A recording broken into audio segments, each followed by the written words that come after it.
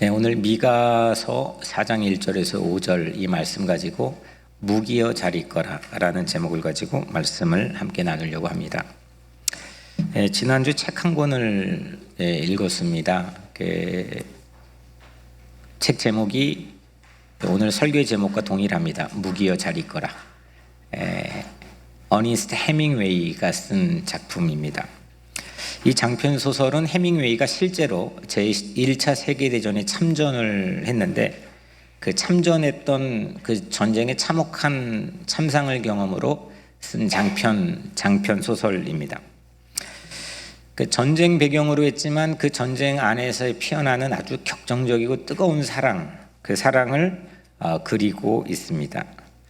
그 메시지는 뭐냐면 이 전쟁만큼 바보스러운 행동이 없고 남는 장사 전혀 아니고 전혀 의미 없는 일 왜 하는지 모르겠고 이 전쟁이 얼마나 참혹한지 이거를 아주 역설적으로 문학적으로 우리에게 던져주고 있습니다.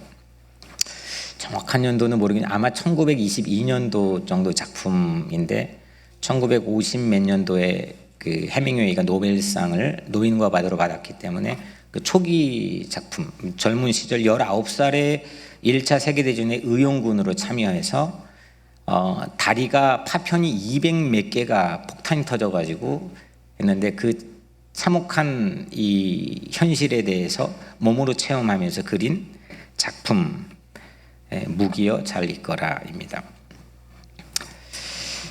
여기에서 이제 이 사랑 얘기가 펼쳐지는데 남자 주인공인 헨리와 그다음에 여자 주인공인 캐서린이 아주 뜨겁게 사랑을 합니다.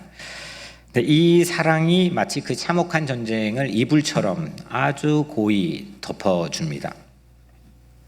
이 이야기를 잠깐 제가 해드리면 헨리는 전쟁에서 박격폭탄을 맞습니다.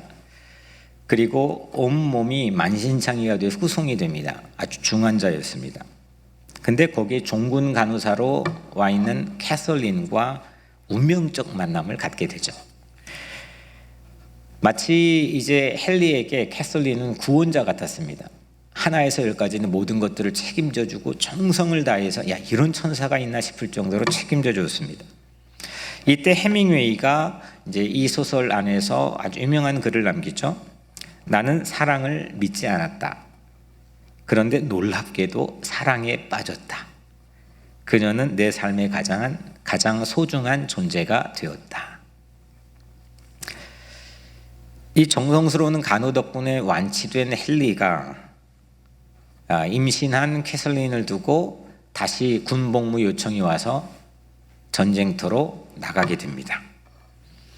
그런데 거기에서 앞불싸 스파이로 오인받게 되고 사형을 당하기 집행되기 바로 일보 직전에 강물에 뛰어들어서 극적으로 구사일생 살아나게 됩니다. 그리고 두고 왔던 캐서린을 다시 제외하게 됩니다. 둘은 국경을 넘습니다. 그래서 중립국가였던 스위스로 탈출을 합니다. 그때 이제 오늘 말씀에 그러니까 오늘 이 소설의 제목인 Farewell to Arms, 무기여 안녕, 무기여 잘 있어라, 뭐 이런 메시지를 그려주고 중립국으로 들어갑니다. 이제 행복이 시작되겠구나, 이제 뜨거운 사랑이 시작되겠구나 싶었는데 그렇지 못했습니다. 캐서린은 출산하는 도중에 과다출혈로 숨지게 되고 그 뱃속에 있던 태아도 사산하게 됩니다. 그리고 이 소설의 마지막 문장, 해밍웨이가 수백 번 고쳐 썼다고 한, 만지고 또 만져가지고 했다고 하는 이 마지막 문장, 제가 잠깐 이 소설의 마지막 문장을 읽어드리겠습니다. 잠시 뒤 나는 병실 바깥으로 나왔다. 병원을 뒤로 한 채 비 맞으며 호텔을 향해 발걸음을 옮겼다. 여러분들은 왜 이렇게 해밍웨이가 공들여서 이 마지막 문장을 손질했을까 좀 감이 오십니까? 전 처음에 읽는데 이게 뭐 어때서 잘 모르겠더라고요. 뭐 특별한 문장이 평범해 보이고, 근데 읽고 또 읽으니까 무언가의 개인적인 느낌이 왔는데 잠깐 나누겠습니다. 연인을 잃었습니다. 가장 세계 전부와 같은 사랑한 존재를 잃었습니다. 그럼에도 헨리는 병원을 뒤로 하고 비를 맞으며 호텔로 발걸음을 옮깁니다. 이게 제 눈에 비친 해밍웨이 스타일입니다. 몇 주 전에 소개해드렸던 해밍웨이 노인과 바다에서 이 노인은 83일째 어부인데도 고기를 못 잡았죠. 84일째 큰 대어를 잡았습니다. 근데 그 가까스로 천신만고 끝에 잡았던 큰 대어를 누가 뜯어먹었죠? 상어가 전부 다 뜯어먹고 뼈만 남긴 채로, 이 자기가 탄 조각배에 뼈만 남긴 채로 하고 자기 항구로 또 집으로 돌아옵니다. 상처뿐인 영광이라고 말하기도 민망한, 전쟁에서 뜨겁게 천신만고 끝에 9.4일생으로 살았는데 이제 됐다 싶었는데 잃어버렸습니다.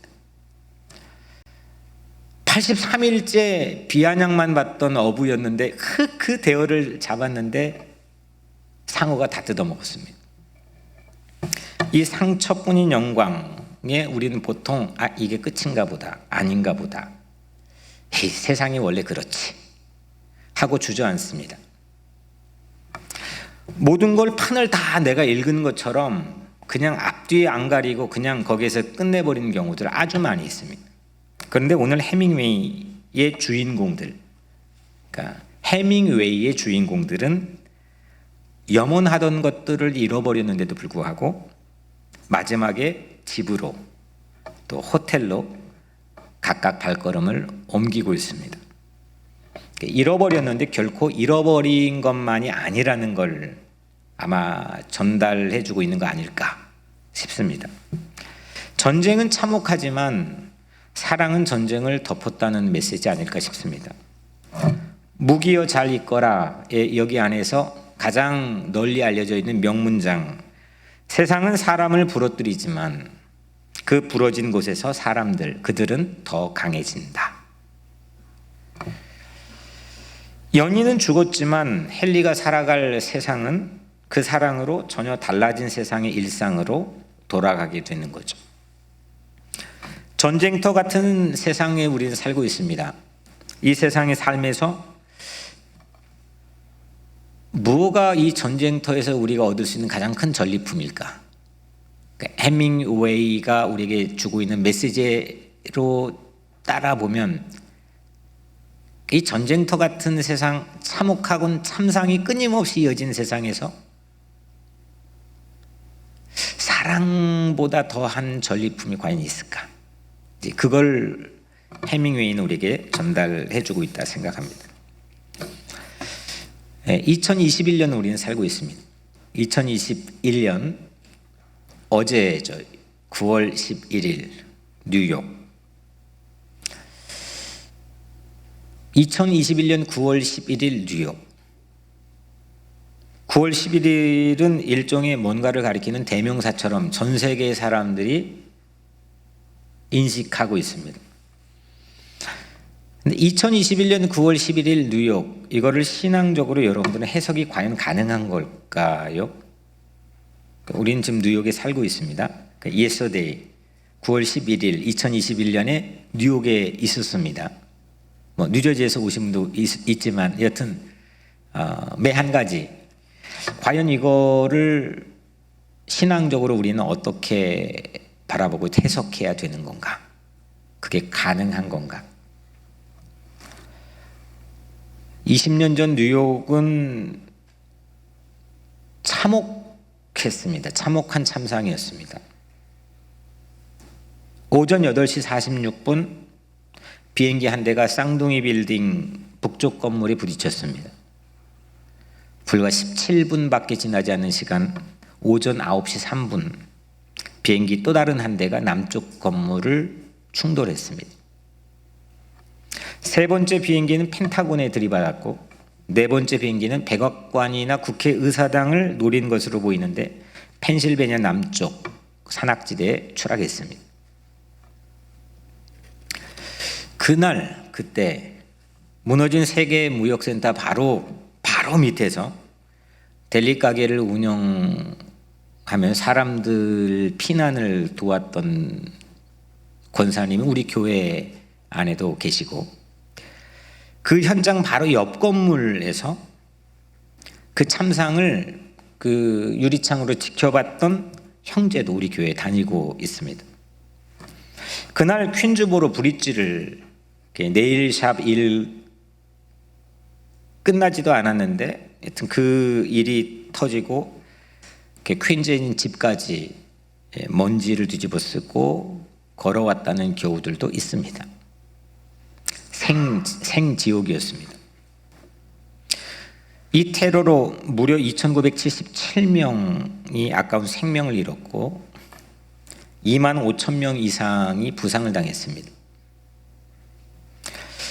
이 참상은 지난 20년간 전혀 다른 세상을 마련해 줬고, 테러와의 전쟁이라는 낯선 용어를 전 세계 인류에 선사했습니다. 지난 20년 동안 이 테러와의 전쟁으로 약 92만 900명이 사망했고 미군만 7,052명이 사망했습니다. 더 놀라운 건 미군이 7,052명이 사망했는데 그 참전 트라우마로 제대 복귀해 일상으로 복귀해서 자살을 한 참전 용사가 그의 거의 5배 육박하는 3만 177명입니다. 지금도 우리가 알지 못하는 어떤 자리, 그 트라우마로 자살해가는 참전 용사들이 기하급수적인 건 아니지만 끊임없이 증가하고 있습니다. 33만 5천 명의 민간인이 죽었고, 전쟁 난민은 한반도 남한 인구에 근접했다고 말해야 되나요? 약 3,800만 명, 어마어마한 숫자입니다. 3,800만 명이 이 20년 동안 전쟁 난민으로 추정되고 있습니다. 전쟁 비용만 천문학적으로 2.2조 달러입니다.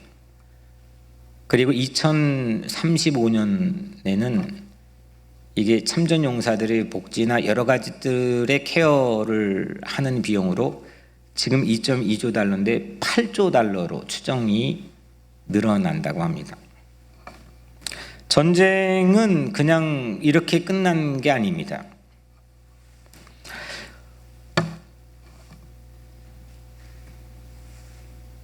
이런 지난 20년 현실을 우리가 지나오면서 2021년 9월 11일 뉴욕, 어떻게 바라보고 해석해야 되는 걸, 크리스찬으로서. 해밍웨이가 썼던 이 제목처럼 무기여 잘 있거라, 무기 빠이빠이, 무기 안녕, 이게 과연 실제 우리 현실에 가능한 거냐, 우리는 그걸 믿을 수 있는 거냐, 그 근거는 뭐냐. 이게 전 세계적으로 보이지 않는 곳에서 폭력과 테러가 끊임없이 증가되고 있는 현실이지만 실제 여러분들의 가정, 여러분들의 자녀들, 이제 무기 빠이빠이, 이제 전투 빠이빠이, 과연 이게 가능한 거냐, 이게 현실이 될 수 있는 거냐, 이 메시지를 우리는 어떻게 바라보고 해석해야 되는 거냐. 이 2021년 9월 11일 뉴욕이라는 이 구절은 우리에게 신앙적으로 상당히 깊은 지점으로 인도해 줄 수 있다고 생각합니다. 공교롭게도 9.11이 발단이었던 아프가니스탄 전쟁, 미국의 최장기간 전쟁이었던, 역사상 최장기간 전쟁이었던 아프가니스탄 전쟁의 종전선언을 얼마 전 20주년을 앞두고 했습니다. 해밍웨이가 제1차 세계대전 참전하고 그 1차 세계대전의 전쟁의 이 참혹한 참상을 문학의 힘을 빌려서 메시지를 전달해주고 해석해줬다고 한다면, 과연 우리는 오늘 우리가 들고 있는 이 성서를 통해서, 이 성경을 통해서 9.11 뉴욕을 어떻게 해석할 수 있을 건가? 어떻게 바라보고 오늘 우리 각자의 삶의 크리스찬으로서 살 수 있을 건가? 지금으로부터 2700년 전 한 예언자의 눈으로 오늘 2021년 9월 11일 뉴욕을 바라보려고 합니다. 그 예언자의 이름은 미가입니다. 미가는 남쪽 사람입니다. 이게 분단이 되어 있었는데 남쪽 유다 사람입니다. 남쪽 유다에서 활약했던 예언자인데 여러분들이 익숙하게 더 잘 아시는 이사야와 동시대 사람입니다. 그러니까 지역도 비슷하고 동시대 사람. 단 한 가지 차이는 이사야는 당시에 왕실을 드나들면서 글을 썼던 사람입니다. 서기관이었습니다. 그러니까 글쟁이입니다. 그러니까 도시에 살면서 이 왕실 권력을 가장 가까이에서 봤던 사람이 이사야입니다. 반면에 이 미가는 남쪽에 있었긴 했지만 저 시골 사람입니다. 농사지었던 사람입니다. 자기 주변의 일상이 늘 그런 농사 짓는 것에 열려져 있던 사람입니다. 그렇게 예언자로 활약했던 사람이 미가입니다. 당시 세계 최강이었던 아시리아 제국, 이 제국이 북이스라엘을 얼마나 처참하게 멸망시키고 그 자기 동포인 북이스라엘 사람들을 포로로 끌고 갔는지 이사야도 미가도 목격했던 예언자들입니다. 이 아수르 제국은 어떤 의미로 매우 특이하느냐? 자기가 지배하는 약소국에서 받은 조공을 가지고 직업 군인을 처음으로 조직적으로 양성한 제국이 아시리아 제국입니다. 그러니까 조직적인 군사력의 힘, 거기에는 당연히 무기도 따라오겠죠. 무기의 발달도. 그 최강의 군사력 힘을 과시했던 제국이 아시리아 제국입니다.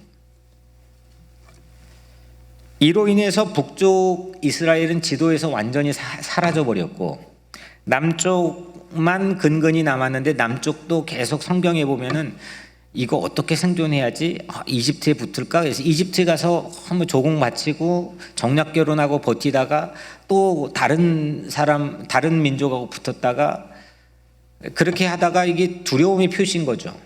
언제 우리도 전쟁이 일어나 참혹한 생존이 위협받는 현실을 직면할지도 모른다는 두려움, 무서움이 남쪽에 팽배해 있던 상황이었습니다. 그래서 당연히 당시에 이 예언자들에 의해서 말해지고 있는 그 전쟁 준비에 대한 슬로건이 보편화되었던 시대입니다. 언제 칠지 모르니까 그러니까 우리 한국으로 치면 예비군, 민방위 훈련을 하는 것처럼 성서 안에서도 적지 않게 발견이 됩니다. 요엘 3장 9절 10절을 보면 너희는 전쟁을 준비하고 용사를 격려하고 병사로 다 가까이 나와서 올라오게 할지어다. 너희는 보습을 쳐서 칼을 만들지어다. 낫을 쳐서 창을 만들지어다. 그러니까 농사기구인 너희들 지금 일상의 농사기구인 삽, 곡괭이, 낫 이거 전부 다 쳐가지고 언제든지 우리 민족의 보위를 지킬 수 있는 살상무기인 칼과 창으로 만들 준비를 해라. 이게 성경에서 말하고 있는 전쟁 구호입니다. 전쟁 대비는 약자에게는 그만큼 절대적인 생존의 필수였습니다. 요엘뿐만 아니라 예레미야에도 있고 다른 예언서에서도 발견됩니다. 근데 오늘 까무라치게 놀랄 한 가지는 미가라는 저 시골뜨기 한 예언자가 이 일상에 가까웠던 전쟁 준비 구호를 완전히 과감하게 뒤집어 엎어버리고 평화를 선언합니다. 요엘은 보습을 쳐서 칼을 만들고 낫을 쳐서 창을 만들라 했는데 오늘 미가는 3절에서 칼을 쳐서 보습을 만들고 창을 쳐서 낫을 만들 것이며 했습니다. 보습, 칼, 창, 낫 비슷한 그러니까 헷갈리나요? 혼동이 되시나요? 아시겠죠? 요엘은 집안에 있는 농기구를 갖다가 언제든 무기로 바꿀 수 있는 준비를 해라. 미가는 처음으로 모든 살상무기인 군무기들을 농기구로 바꾸는 비전을 제시합니다. 놀라운 비전입니다. 요엘이 농기구를 무기로 제작해 전쟁 대비 일종의 상시 예비군을 제안했다고 한다면 미가는 이걸 거꾸로 뒤집었습니다. 살해 무기를 농기구로 바꾸고 군수 비용을 생산도구와 복지로 바꿀 비전을 미가는 제시했습니다. 세계적 조각가였던 부체티르라고 하는 사람은 1959년 이 미가의 예언, 이 유니크한 미가의 예언을 소재로 조각품을 만듭니다. 그리고 유엔 본부에 기증합니다. 제가 이따 이제 다 댁에 가시면 항상 설교 영상 보내드리는 것과 함께 그 사진은 조각 사진을 보내드릴 텐데 지금 제가 그때 우리 교회 아이들 데리고 들어갔을 때 그 유엔 안에서 봤던 조각 작품입니다. 유명한 작품입니다. 한 사람이 망치를 들고 아주 긴 칼을 내리쳐서 쟁기를 만드는 그런 조각품입니다. 전쟁 종식과 평화 시대의 메시지를 시각적으로 구현해서 유엔 본부의 평화공원에 현재 세워져 있습니다. 그런데 이 부체티르라고 하는 사람을 제가 만나보지는 않았지만 그의 어떤 작품 해설도 읽어본 적은 없지만 이 사람이 과연 미가를 잘 이해한 걸까?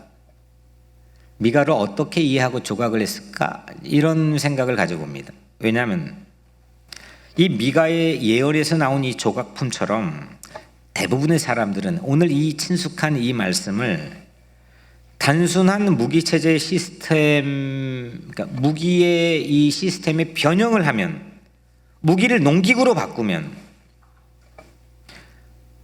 싸움의 에너지로 바보스럽고 멍청하게 이 멀쩡한 에너지가 새는 것을 막아볼 수 있겠다라고 사람들은 생각합니다. 이건 미가에 대한 오해입니다. 미가는 분쟁과 갈등을 상징하고 있는 이 무기들을 부숴가지고 쟁기와 낫을 만드는 과정이 있지 않겠습니까? 그 과정에서의 그걸 변화시키는 그 물리적인 그 농기구를 그 살상 무기를 농기구로 변화시키는 그걸 작업을 하는 사람의 마음의 변화의 과정을 지금 미가는 얘기하고 있는 겁니다. 단순한 시스템을 변화시키는 것을 얘기하는 게 아닙니다.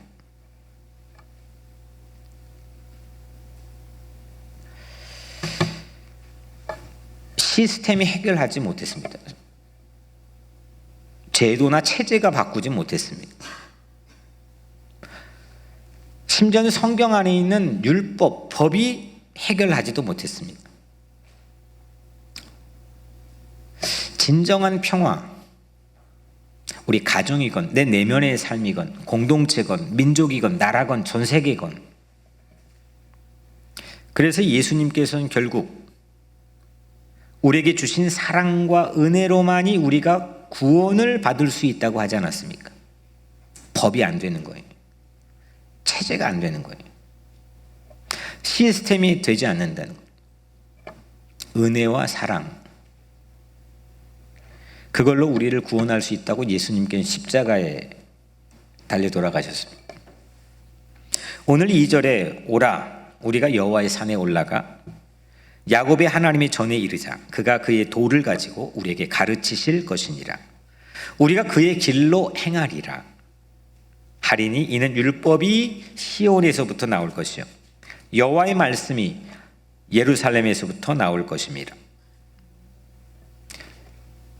결국 토라인 하나님의 말씀, 그 말씀을 통해서 우리 마음을 새롭게 할 수 있는 하나님의 산에 올라가자. 이게 지금 미가가 제시하는 비전입니다. 우리 마음속에 있는 칼들, 날카로운 무기들, 이게 교묘하게 다 가리고 있지만 이게 펼치면 언제든지 그냥 부엌칼, 사시미칼 다 나올 수 있는, 이게 무기고거든요. 모든 사람들이 가지고 있는 내 내면엔 무기고들이 있단 말이에요. 이걸 생산할 수 있는, 생명을 지키고 보호하는데 생산할 수 있는 도구로 변화시키는 것, 하나님의 성전으로 가자. 그 하나님의 성전에 나오는 그 말씀만이 우리의 마음을 새롭게 기경할 수 있다는, 이게 미가가 제시하는 비전입니다. 그때 결과적으로 사람을 살상할 수 있는 무기를 생명을 살릴 수 있는 농기구로 바꿔낼 수 있다는 거죠. 인간에게는 작고 큰 갈등을 일으킬 수밖에 없는 이기적인 마음, 악마적인 욕망이 늘 꿈틀거립니다. 그 마음을 놓아두고 시스템만 바꿔가지고 무엇이 되겠습니까? 부부가 싸우는데 마음에 숨겨둔 비수를 생산도구로 바꿔낼 수 있는 과정에서 우리는 그 마음이 그 진리를 통해서 바꾸어줘야 된다는 거죠. 전쟁 원인을 소극적으로 제거하는, 그냥 무기 하면 되고 뭐 저쪽에 있는 핵 없애면 되고, 근데 평화가 그렇게 됩니까? 핵 없애라고 하는 사람의 저희는 뭡니까? 본인은 핵이 없는 겁니까? 과연 세상의 인류의 평화는 그렇게 유지되는 겁니까? 정치인들이 말하는 것처럼 그게 과연 평화를 개런티할 수 있는 겁니까? 그 똑똑하다고 하는, 뭐 그걸 위해서 뭐 모든 걸 쏟아붓고 연구하고 회의한다고 하는 사람들, 과연 평화를 만들 수 있는 겁니까?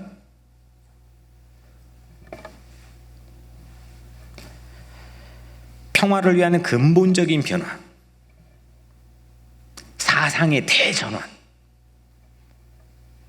마음의 대혁명, 영혼의 대각성이 먼저라고 오늘 미가는 우리에게 제시하고 있는 겁니다.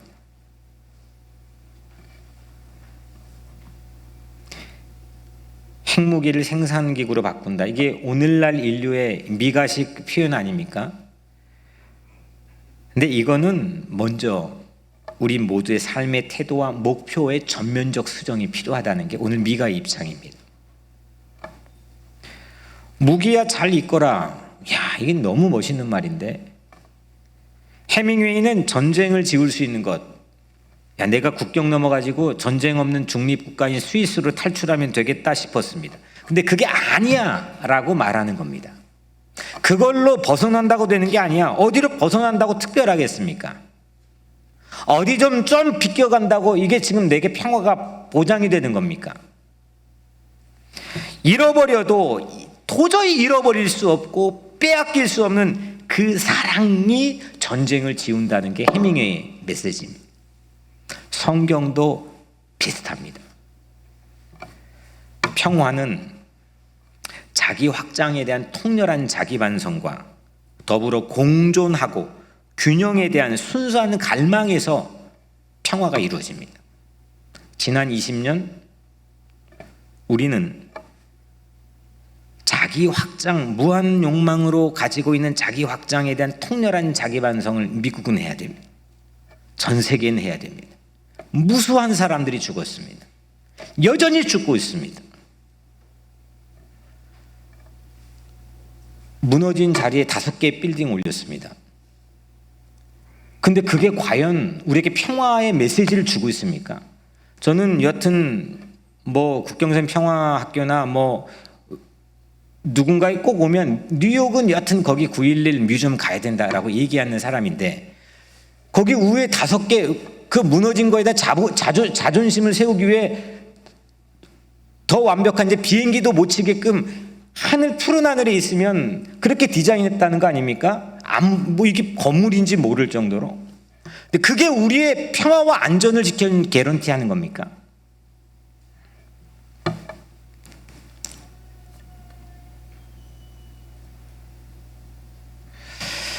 자기 확장에 대한 통렬한 자기 완성, 끊임없는 욕망을 들여다보는 내면에 대한 깊은 성찰, 그리고 동시에 더불어서 공존하고 균형을 갖게 되는 순수한 갈망에서 평화는 이루어진다는 거죠. 오늘 4절에 각 사람이 자기 포도나무 아래와 자기 무화과나무 아래 앉을 것이라 그들을 두렵게 할 자가 없으니, 사실 이 부분은 칼을 쳐서 보습을 만들고 창을 쳐서 낫을 만드는 이 프레이즈보다 훨씬 더 정말 멋있는 표현입니다.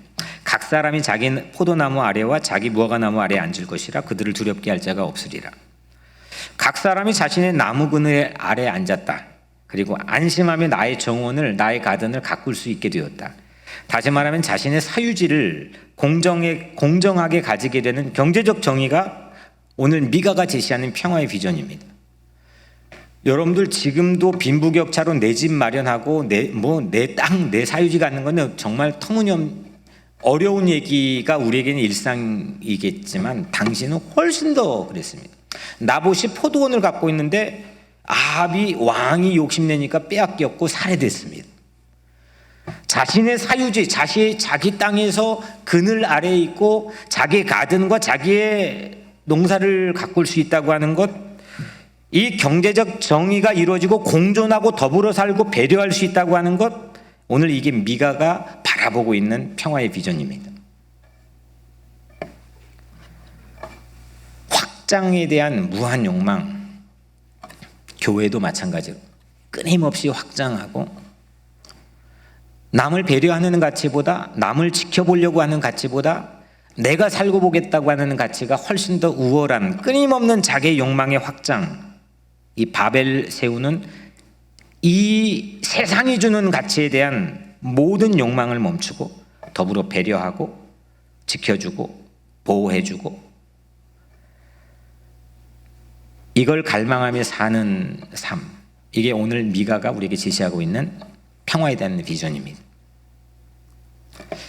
이 거듭나는 마음을 기경할 수 있는 농기구, 그러니까 이 다시 태어나는 마음, 내 마음의 모든 무기들을 다시 생산도구로 바꿀 수 있는 새로운 내 마음, 내 삶에 대한 대각성, 사상의 대전환, 다 전부 다 당시에는 예언자들조차도 전쟁 준비해라, 야 너희들 집에 있는 농기구를 갖다가 무기로 언제든지 변환할 수 있는 체제를 준비해라, 이렇게 말했던 시대에 아니다! 거꾸로 뒤집어가지고 오늘 미가는 자기 농촌의 일상에서 그걸 봤던 겁니다. 그 하나님의 계시를 보고 그걸 토해낸 겁니다. 이때 무기를 농기구로 바꾸는 잠꼬대 같은 그런 기적이 현실이 되는 겁니다. 예수 왜 믿는 겁니까? 우리는 우리가 살고 있는 이 현실 오늘에 대해서 여러분들은 어떻게 해석하고 있습니까? 정말 이 오늘 현실, 내가 그냥 교회 와서만 예수님 믿습니다, 기도하고 정말 주님과 동행합니다, 그런 어떤 심리적 위로감만 가지고 사는 게 아니라 정말 예수가 내 안에서 삶에서 어떻게 동행하고 어떤 형태로 나타나고, 이거 여러분들은 어떻게 생각하고 있습니까? 미가라는 한 예언자는 2700년 전 그거 고민한 겁니다. 무기여 잘 있거라. 이게 과연 가능할까요? 보이는 무기보다, 물론 그것도 중요하겠지만 먼저 보이지 않는 무기여 잘 있거라. 그러할 때 보이는 못 얻는 무기의 살상 무기들도 잘 있거라. 빠이빠이. 이게 가능하다고 미가 예언자는 시대적 비전을 제시한 겁니다. 한국에 있는 건국대학은 제 연애 시절 데이트 장소였습니다. 건국대 아세요? 서울에 있는. 왜냐하면 거기 바로 옆에 제 아내가 사역자로 이제 섬겼던 교회가 바로 옆에 있었기 때문에 항상 이제 그 건대 교정에서 만났습니다. 그때 오늘 말씀을 준비하면서 어렴풋이 이렇게 기억나게 하신 거는 그 건대 교정에 들어가면 세계 도처에서 돌을 받아가지고 비석들을 세워놨습니다. 그래서 자료를 찾아보면 70개 정도의 비석을 그때 막 90년 초반에 막 세웠습니다. 로마에서 온 돌비에는 뒤에는 한글, 앞에는 각국의 언어로 쓰여 있는데 로마에서 온 돌비에는 요한일서 4장 하나님은 사랑이시라 라틴어로 테우스 크리스타스 에스트 이렇게 쓰여 있습니다. 미국에서 온 돌비에는 하나님 안에서 우리는 신뢰한다. In God that we trust. 이스라엘에서 보낸 돌비에는 바로 오늘 우리가 읽은 미가 4장 2절 말씀이 기록되어 있습니다. 이는 율법이 시온에서부터 나올 것이요. 이는 율법이 시온에서부터 나올 것이요. 여호와의 말씀이 예루살렘에서 나올 것이라. 이게 앞에는 히브리어, 뒤에는 한글로 기록되어 있습니다. 전쟁 무기 대신에 필요한 것, 오늘 미가가 우리에게 밝혀주고 있는 건 하나님의 말씀, 변하지 않는 진리라는 겁니다. 미가는 칼과 창이 난무한 세상이 아닌 하나님의 말씀으로 다스리고 통치하는 세상을 갈망했습니다. 그거를 흠모했습니다. 우리들의 가정도 팬데믹을 지나면서 몸살을 앓는 가정들도 많습니다. 여러분들의 일터, 여러분들의 삶의 자리에 이게 보이지 않는 앵거들, 살인 무기들이 하나하나 스물스물 사회적으로도 가정적으로도 여러분들의 삶에서도 드러날 때가 있습니다. 그거를 생산독으로 바꿔내는 것, 드라마틱하게 불가능하다고 하지만 붙잡고 바꿔내는 힘, 그는 보이지 않는 진리인 하나님의 말씀 안에 있다는 거죠. 하나님의 말씀이 정의를 이룰 수 있는 겁니다. 하나님의 정의의 말씀이 사랑을 세울 수 있는 겁니다. 아니, 사람 마음이 다 바뀌는데 사람 마음이 결정한 시스템과 체제를 가지고 사람 마음이 바뀌는데 어떻게 바뀌지 않는 것을 제작하고 세울 수 있겠습니까? 바뀌지 않는 걸 가지고, 변하지 않는 걸 가지고, 퇴색하지 않는 걸 가지고 하나님의 말씀이라는 겁니다. 모든 산 꼭대기들 위에, 시온산, 그곳에 하나님의 산 위에 하나님의 전에 오르자. 우리 올라가자. 거기에서 하나님의 말씀을 배우고 듣자. 그 도가 우리의 길을 가르치리라. 이게 오늘 미가가 보고 흥분하고 전했던 비전입니다. 북쪽은 망하고 남쪽은 사방이 우겨싸움을 당해가지고 언제 망할지 몰라서 저마다 전쟁을 준비해라 이렇게 했던 시절에 다 풀어라, 무장해제해라, 거꾸로 하자, 하나님의 산에 올라가자, 진정한 평화에 대한 비전, 샬롬을 외쳤던 예언자입니다. 우리에게는 그런 기계가 있습니까? 그런 확신이, 야, 말씀 하나면, 변하지 않는 말씀이 내 하나님의 마음을 움직이면, 내 마음의 각성과 새로운 사상의 대전환을 이루면 올라갈 수 있다. 두렵지 않다. 이렇게 마음에 대해 흔들림 없는 확신이 우리 마음이 채워져 있습니까? 아니면 살상 무기가 채워져 있습니까? 오늘 우리 마음속에 있는 모든 날카로운 무기들이 새롭게 생명을 읽을 수 있는 생산도구로 바뀌어지는 그런 마음의 변화, 거듭나는 마음의 변화들이 우리의 삶에 있게 되기를 주님의 이름으로 간절히 축복합니다. 이런 의미에서 하나님께서 오늘 우리에게 한편 IT를 묵상할 기회를 주시지 않았을까 싶습니다. 우리가 사는 미국의 지리적으로 4번째 가까운 나라, 그러니까 국경이 인접한 캐나다와 멕시코를 제외하고는 쿠바하고 IT하고 거의 그 일직선 라인에 있는 가장 가까운 나라. 플로리다 키웨스트, 마이애미 이 키웨스트에서 보면 쿠바가 보이거든요. IT는 안 보이지만 그 정도로 가까운 나라. 그 가까운 나라가 2010년 지진으로 30만 명이 죽었습니다. 처음에 갔는데 이게 그 참상으로 난민들이 뭐 100만 명이 발생했다니까. 그냥 보기에도 지금 우리가 선교 갔을 때는 아주 원더풀하게 나아진 상황이었습니다. 처음 갔을 때는 막 텐트 들어가면, 난민촌에 텐트 들어가면 그냥 시체들이 죽어 있습니다. 누구도 장례를 치르지 못합니다.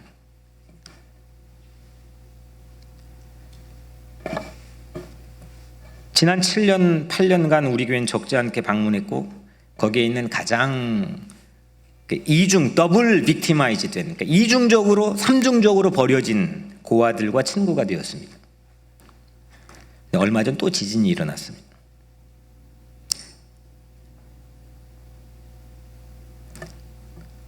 갱들에 의해 선교센터가 점령되었습니다. 그 갱들이 제가 선교사님하고 길을 가면은 늘 꾸벅 한국식으로 인사했던 갱들입니다. 선교사님이 그곳에서 그 정도 리더십이 있었습니다. 가난하니까, 먹을 게 없으니까, 정말 힘드니까. 세상에 가장 가난한 나라입니다.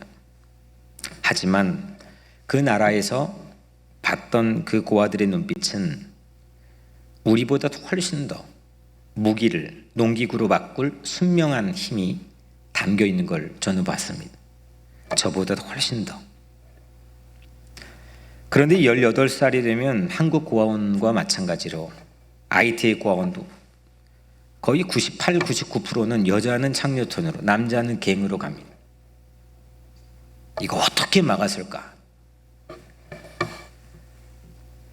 그리고 수년 전에 그 선교센터 아까 사진에 나왔던 옥상에 선교사님하고 밤하늘을 바라보면서 그런 얘기를 했습니다. 몇 가지 아이디어를 했는데 청소년들을 위해, 이 고아들을 위해서 아예 합숙을 하면서 키울 수 있는 그런 센터를 만들면 좋겠다. 말을 했는데 이루어졌습니다. 지금 건물이 올라가고 있습니다. 이 아이들은 이미 함께 합숙 생활을 하고 있습니다. 그 아이들은 거기 가 있고, 지금 선교사님들의 NGO 단체들 전부 다 빠지고 있는 상황이긴 하지만 그 선교사님은 가서 살고 있고, 하나님께서 제게 그런 마음을 주셨습니다. 심란합니다, 저도. 근데 채널을 조정하고 또 조정해도 하나님께서는 그런 마음을 주셨습니다. 선교사님께서도 함께 힘을 좀 격려를 받는 방문을 원하시기도 했습니다. 여러분들 하나님 말씀이 고아들 마음에 들어갈 수 있도록 수년간 1년 한 달에 5,000권씩 바이블 타임이라고 하는 성경을 그 IT 고아들에게 보냈습니다. IT에서 폭력이 종식되고 평화가 세워질 수 있도록 여러분 기도해 주시길 바랍니다. 이번 IT 방문 과정이 여러분들 마음속에 그냥 가서 우리가 원웨이로 일방적으로 우리가 뭔가를 그러니까 혜택을 주는 게 아니라 이 IT 방문을 통해 우리 마음속에 이 팬데믹 기간 동안 차곡차곡 쌓아왔던 무기들, 이것들 전부 다 무장 해제되고 농기구로 바꿔낼 수 있는 그런 은혜의 시간들이 우리 모두에게 펼쳐지는 게 제 마음속에는 기도 제목입니다. 이것이 2700년 전 한 예언자가 2021년 9.11에 대한 해석입니다. 사랑하는 여러분, 여전히 테러를 감행할 비행기들, 마귀의 비행기들이 우리 각자 마음에 충돌을 하기도 합니다. 막강한 아수르 제국의 직업군대가 우리 공동체들을 위협하고 우리 사회를 타격하려고 노리고 있기도 합니다. 그런데 오늘 우리는 꿈을 포기하지 맙시다. 하나님 말씀, 변하지 않는 진리에 대한 말씀 우리 가슴에 품고, 칼을 쳐서 보습을 만들고 창을 쳐서 낫을 만드는 한 예언자 하나님으로부터 받았던 뜨거운 그 예언의 마음을 오늘 우리 마음에 채우기를 축복합니다. 내 마음속에도 farewell to arms. 무기여 잘 있거라. 그렇게 우리 마음속에 메시지가 채워지고 여러분들 각자 삶이 서 있는 곳마다 그리스도의 샬롬이 세워질 수 있도록 여러분들의 삶이 축복된 인생이 되기를 주의 이름으로 간절히 축원합니다.